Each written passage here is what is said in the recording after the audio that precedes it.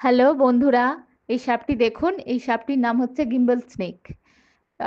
কোথাও এর নাম আছে বেতবোরা, কোথাও আবার ব্রোঞ্জ ব্যাক ট্রিজ, কারণ উপরের পোর্শনটা পুরো ব্রোঞ্জের কালার, সেই জন্য নাম হয়েছে। আর যেহেতু গাছে গাছে থাকে সেই জন্য।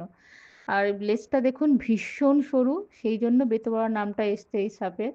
এই সাপটা বছরে দুবার ডিম দেয়। ডিম দেওয়ার সময় ওরা বিভিন্ন জায়গায় চলে যায়, ঘরে ঢুকে পড়ে। না হলে এরা গাছে গাছেই থাকে।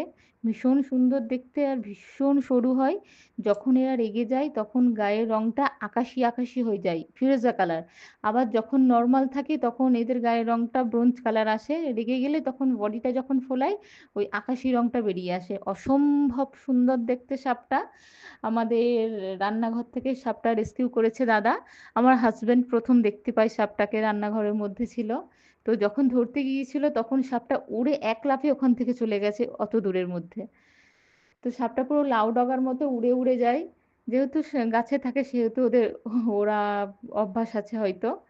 তবে অসম্ভব সুন্দর দেখতে সাপটাকে। সাপটাকে সামনাসামনি কেউ দেখলে ভয় পাবেন না, এক ফোঁটা বিষ নেই, এক ফোঁটা বিষ নেই। সাপটা কামড়ালে কিচ্ছু হবে না। হ্যাঁ, তবে সাপ দেখে অবভিয়াসলি সবার ভয় লাগে, কিন্তু ভয় পাওয়ার কোনো কারণ নেই।